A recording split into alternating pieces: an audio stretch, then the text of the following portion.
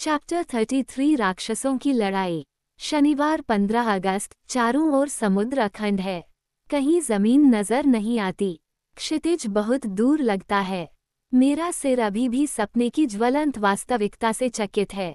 मेरे चाचा को कोई सपना नहीं आया, लेकिन वे गुस्से में हैं। वे अपने शीशे से क्षितिज को चारों ओर से देखते हैं और घायल व्यक्ति की तरह हाथ जोड़कर खड़े हो जाते हैं। मैं टिप्पणी करता हूं कि प्रोफेसर लिडेनब्रोक में अधीरता की प्रवृत्ति है और मैं इसे अपने लॉग में नोट करता हूं। मेरे सारे खतरे और कष्ट उनमें मानवीय भावना की चिंगारी जगाने के लिए आवश्यक थे, लेकिन अब जब मैं ठीक हूं तो उनका स्वभाव फिर से हावी हो गया है। और फिर भी क्रोध का क्या कारण था? क्या यात्रा परिस्थितियों के अनुसार यथासंभव अनुकूल नहीं हो रही है? क्या बेड़ा अद्भुत गति से नहीं घूम रहा है? आप चिंतित लग रहे हैं, मेरे चाचा, मैंने कहा, उसे लगातार अपनी आंखों पर चश्मा लगाए हुए देखकर। चिंतित? नहीं, बिल्कुल नहीं। तो फिर अधीर? ऐसा हो सकता है, लेकिन अभी की तुलना में कम कारण से। फिर भी हम बहुत तेजी से आगे बढ़ रहे हैं। इसका क्या मतलब है? मैं शिकायत नहीं कर रहा कि गति धीमी है, बल्कि इसलिए कर रहा हूं कि समुद्र बहुत चौड़ा है। मुझे तब याद आया कि प्रोफेसर ने शुरू करने से पहले इस भूमिगत समुद्र की लंबाई 30 लीग आंकी थी। अब हम 3 गुना दूरी तय कर चुके थे, फिर भी दक्षिणी तट नजर नहीं आ रहा था। प्रोफेसर ने कहा, हम उस तरह नीचे नहीं उतर रहे हैं जैसा हमें उतरना चाहिए। हम समय खो रहे हैं, और सच तो यह है कि मैं इतनी दूर किसी नाव पर सवार होकर तालाब पर थोड़ी देर नौकायन करने नहीं आया हूँ। उन्होंने इस समुद्र को तालाब कहा और हमारी लंबी यात्रा को थोड़ी सी पाल लेकर चलना। लेकिन मैंने टिप्पणी की, चूंकि हमने उस रास्ते का अनुसरण किया है जो सक्नुसिम ने हमें दिखाया है। यही तो सवाल है, क्या हम उस रास्ते पर चले हैं? क्या सक्नुसिम को पानी की यह चादर मिली? क्या वह इसे पार कर गया? क्या जिस धारा पर हम चले थे, उसने हमें पूरी तरह से भटका नहीं दिया है?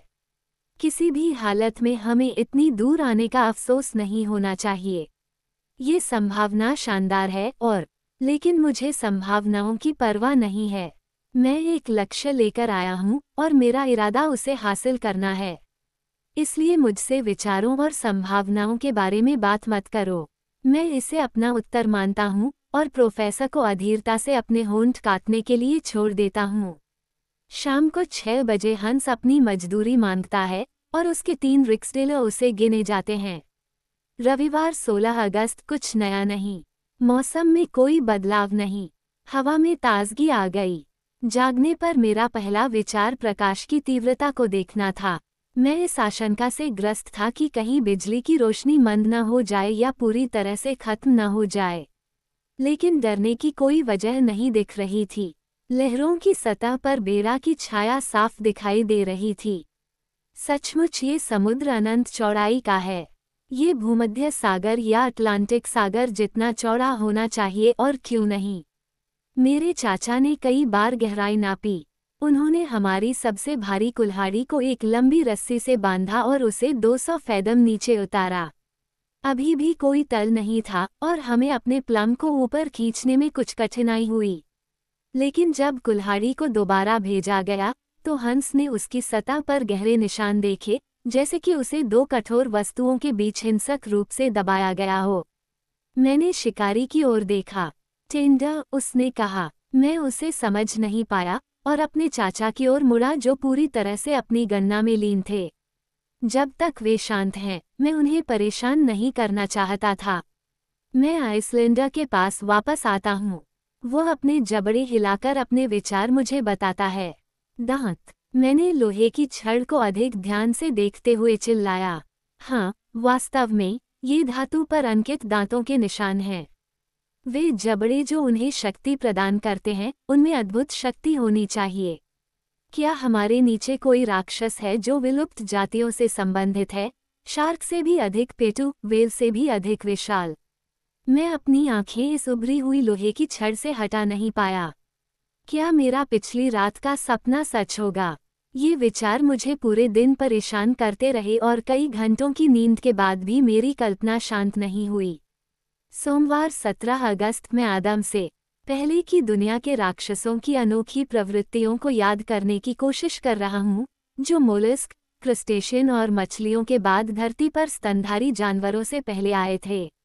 तब दुनिया सरीसृपों की थी। उन राक्षसों ने द्वितीयक काल के समुद्रों पर प्रभुत्व जमाया हुआ था। उनके पास एक संपूर्ण संगठन, विशाल आकार, असाधारण ताकत थी। हमारे समय के सौरियन, मगरमच्छ और मगरमच्छ आदिम युग के अपने पूर्वजों की कमजोर प्रतिकृतियां हैं। मैं इन राक्षसों को याद करके सिहर उठता हूँ। किसी भी इंसानी आंख ने उन्हें कभी जीवित नहीं देखा।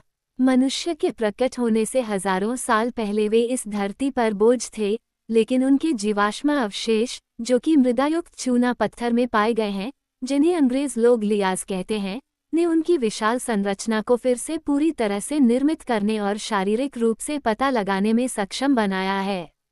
मैंने हैम्बर्ग संग्रहालय में 30 फीट लंबे इन जीवों में से एक का कंकाल देखा।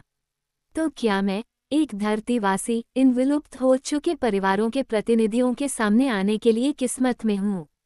नहीं, निश्चित रूप से ऐसा नहीं हो सकता। फिर भी लोहे की कुदाल पर शंक्वाकार दांतों के गहरे निशान निश्चित रूप से मगरमच्छ के हैं। मेरी आंखें डर से समुद्र पर टिकी हुई हैं।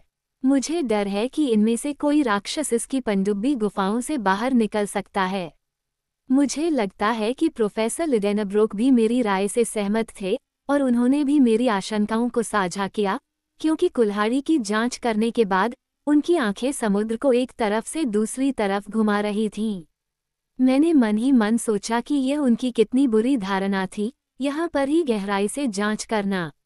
उन्होंने अपने सुदूर ठिकाने में किसी राक्षसी जानवर को परेशान कर दिया है, और अगर हमारी यात्रा पर हम पर हमला नहीं हुआ तो। मैं अपनी बंदूकों को देखता हूँ और पाता हूँ कि वे सब ठीक हैं। मेरे चाचा ये देखते हैं और स्वीकृति भरी नज़रों से देखते हैं। पानी की सतह पर पहले से ही व्यापक रूप से अशांत क्षेत्र नीचे कुछ हलचल का संकेत देते हैं। खतरा करीब आ रहा है।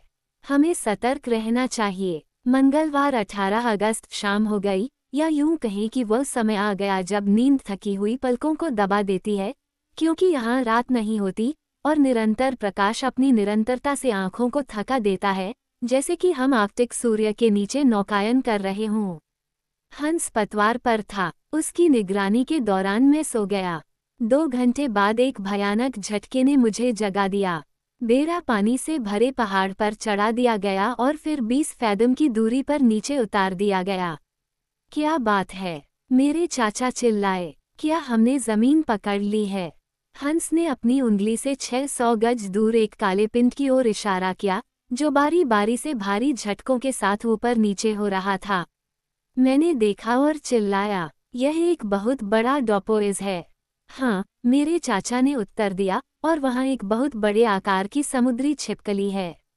और आगे एक राक्षसी मगरमच्छ है। उसके विशाल जबड़े और उसके दांतों की कतारें देखो। वह नीचे गोता लगा रहा है। वहाँ एक व्हेल है, एक व्हेल। प्रोफेसर चिल्लाया, मैं उसके बड़े पंख देख सकता हूँ। देखो वह अपने ब्लोअर से कैसे हवा और पानी बाहर फेंक रहा है। और वास्तव में 2 तरल स्तंभ समुद्र से काफी ऊंचाई तक उठ रहे थे। हम समुद्री राक्षसों के ऐसे झुंड की उपस्थिति पर आश्चर्यचकित, स्तब्ध खड़े थे। वे अलौकिक आयामों के थे, उनमें से सबसे छोटा भी हमारे बेड़ा, चालक दल और सभी को अपने विशाल जबड़े के एक झटके में कुचल सकता था। हंस इस खतरनाक इलाके से दूर भागना चाहता है, लेकिन दूसरी ओर उसे कम भयानक दुश्मन नहीं दिखते। 40 फुट लंबा एक कछुआ और 30 फुट का एक सांप, जो बाढ़ के ऊपर अपना भयावह सिर और चमकती आंखें उठाए हुए है। अब उड़ान का सवाल ही नहीं था। सरीसृप ऊपर उठे। वे एक्सप्रेस ट्रेनों से भी अधिक तेजी से हमारी छोटी सी नाव के चारों ओर चक्कर लगाने लगे। वे हमारे चारों ओर धीरे धीरे सनकरे घेरे बनाते गए। मैंने अपनी राइफल उठाई, लेकिन इन विशालकाय जानवरों के कवच के सामने एक गेंद क्या कर सकती थी। हम डर के मारे चुप हो गए। वे हमारे करीब आ गए, एक तरफ मगरमच्छ, दूसरी तरफ सांप। बाकी समुद्री राक्षस गायब हो गए हैं। मैं गोली चलाने की तैयारी करता हूँ। हंस ने इशारे से मुझे रोक दिया। दोनों राक्षस बेड़ा से 150 गज की दूरी से गुजरते हैं और एक दूसरे पर इतनी तेजी से हमला करते हैं कि वे हमें देख नहीं पाते। हमसे 300 गज की दूरी पर लड़ाई हो रही थी। हम दोनों राक्षसों के बीच घातक संघर्ष को स्पष्ट रूप से देख सकते थे। लेकिन अब मुझे ऐसा लग रहा है जैसे दूसरे जानवर भी इस लड़ाई में हिस्सा ले रहे थे। चिंशुमार, व्हेल, छिपकली, कछुआ, हर पल मुझे उनमें से एक या दूसरे जानवर दिखाई देते हैं। मैं उन्हें आइसलैंडर की ओर इशारा करता हूँ। वह नकारात्मक रूप से अपना सिर हिलाता है। वह कहता है, कौन से दो? क्या उसका मतलब है कि केवल 2 जानवर हैं? वो सही कह रहे हैं, मेरे चाचा ने कहा, जिनकी आंख से चश्मा कभी नहीं हटा। निश्चित रूप से आप गलत हैं, मैंने चिल्लाकर कहा। नहीं, उन राक्षसों में से पहले वाले के पास एक शिंशुमार की थूथन, एक छिपकली का सिर, एक मगरमच्छ के दांत हैं और इसलिए हमारी गलती है। यह इच्थियोसोरस मछली छिपकली है जो गहरे समुद्र के प्राचीन राक्षसों में सबसे भयानक है। और दूसरा एक प्लेसियोजोरस लगभग छिपकली है, एक सर्प जो कछुए के कवच और चप्पू से सुसज्जित है। वो दूसरे का भयानक शत्रु है। हंस ने सच ही कहा था। सिर्फ 2 राक्षसी यह सब हंगामा मचा रहे थे और मेरी आंखों के सामने आदिम दुनिया के 2 सरीसृप हैं। मैं इच्थियोसोरस की आंख को लाल गर्म कोयले की तरह चमकते हुए देख सकता हूँ और यह एक आदमी के सिर जितनी बड़ी है। प्रकृति ने इसे अत्यधिक शक्तिशाली प्रकाशीय उपकरण से संपन्न किया है और यह उस गहराई में पानी की बड़ी मात्रा के दबाव का प्रतिरोध करने में सक्षम है जहां ये रहता है। इसे उचित रूप से सॉरियन व्हेल कहा जाता है क्योंकि इसमें हमारे समय के इस राक्षस की तेजी और तेज चाल दोनों हैं। ये 100 फीट से कम नहीं है और मैं इसके आकार का अंदाजा तब लगा सकता हूँ जब यह अपनी पूंछ के ऊर्ध्वाधर कुंडल से पानी के ऊपर से गुजरता है। इसका जबड़ा बहुत बड़ा है और प्रकृतिवादियों के अनुसार यह कम से कम 182 दांतों से लैस है। प्लेसियोसोरस एक बेलनाकार शरीर और छोटी पूंछ वाला एक सर्प है जिसके 4 फ्लैपर या चप्पू हैं जो पतवार की तरह काम करते हैं। इसका शरीर पूरी तरह से तराजू के मोटे कवच से ढका हुआ है और इसकी गर्दन हंस की तरह लचीली है जो लहरों से 30 फीट ऊपर उठती है। उन विशाल जीवों ने एक दूसरे पर बहुत ही भयंकर दुश्मनी के साथ हमला किया। उन्होंने अपने चारों ओर तरल पर्वत फेंके जो हमारी नाव तक लुढ़क गए और उसे खतरनाक तरीके से हिला दिया। 20 बार हम पलटने के करीब पहुंच गए। बहुत ही शक्तिशाली फुफकारें सुनाई दे रही थीं। दोनों जानवर एक दूसरे से बहुत मजबूती से चिपके हुए थे। मैं एक को दूसरे से अलग नहीं कर सकता। विजेता का संभावित क्रोध हमें तीव्र भय से भर देता है। 1 घंटा, 2 घंटे बीत जाते हैं। संघर्ष निरंतर उग्रता के साथ जारी रहता है। लड़ाके बारी बारी से हमारे बेड़ा के पास आते हैं और पीछे हट जाते हैं। हम स्थिर रहते हैं, फायर करने के लिए तैयार रहते हैं। अचानक इच्थियोसोरस और प्लेसियोसोरस नीचे गायब हो जाते हैं जिससे पानी में एक भंवर बन जाता है। पानी के नीचे लड़ाई जारी रहने में कई मिनट बीत जाते हैं। अचानक एक बहुत बड़ा सिर ऊपर की ओर उछाला जाता है, प्लेसियोसोरस का सिर। राक्षस घायल होकर मर जाता है। अब मुझे उसका पपड़ीदार कवच दिखाई नहीं देता, केवल उसकी लंबी गर्दन ऊपर उठती है, फिर गिरती है, कुंडल बनाती है और खोलती है, झुकती है, पानी को एक विशाल चाबुक की तरह मारती है और एक कीड़े की तरह तड़पती है जिस पर आप पैर रखते हैं। पानी का छिड़काव बहुत दूर तक होता है।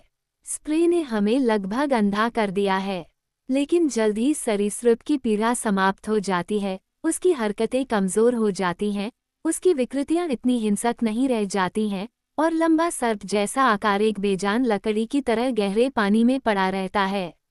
जहां तक इच्थियोसोरस का सवाल है, क्या वह अपनी पनडुब्बी गुफा में वापस लौट आया है या वह समुद्र की सतह पर फिर से दिखाई देगा?